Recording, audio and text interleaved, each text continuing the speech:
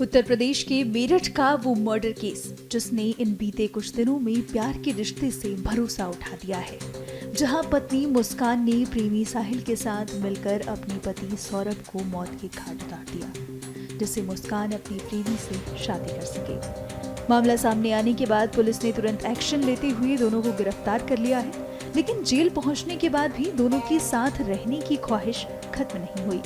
उन्होंने जेल प्रबंधन से एक साथ रहने की अपील की, हालांकि इसे सिरे से इनकार कर दिया गया, जिस संबंध में वरिष्ठ जेल अधीक्षक ने हमें बताया है।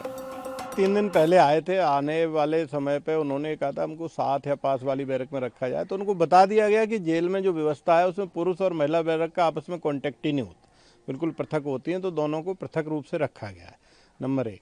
नंबर 2, चूँकि ये जो भी कोई भी बंदी आता है उसको हम स्वास्थ्य परीक्षण कराते हैं। स्वास्थ्य परीक्षण के तहत पाया गया कि नशे के आदी हैं, जैसा कि आप लोगों ने भी बताया नशे के आदी हैं, तो डॉक्टर से उनका स्वास्थ्य परीक्षण कराया गया। जो नशे के विड्रॉल सिम्टम्स होते हैं, कारागार में नशा किसी भी तरह से प्राप्त नहीं हो सकता, जो भी विड्रॉल सिम्टम उसकी दवाई दी जा रही है। नशा मुक्ति केंद्र के माध्यम से उनका इलाज किया जा रहा है, काउंसलिंग की जा रही है, योग मेडिटेशन ध्यान में उनको हम लोग लगा रहे हैं। हमारा प्रयास ये है कि आम बंदी उनसे दूर रहें, बार बार उनके केस के बारे में न पूछें।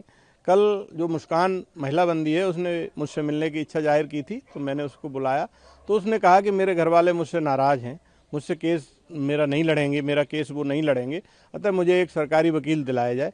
इसी के तहत एक प्रार्थना पत्र लेकर के हम लोग माननीय न्यायालय को भेज रहे हैं, क्योंकि बंदी का ये अधिकार होता है, यदि कोई बंदी कारागार में निरुद्ध है और उसके पास निजी अधिवक्ता नहीं है तो हम उसे सरकारी वकील दिलवाते हैं। इसके तहत हम कार्रवाई कर रहे हैं। इस हत्याकांड के बाद से मुस्कान और साहिल पर जनता अपना गुस्सा उतार चुकी है। ऐसे में जेल में भी उनकी सुरक्षा का ख्याल रखा जा रहा है।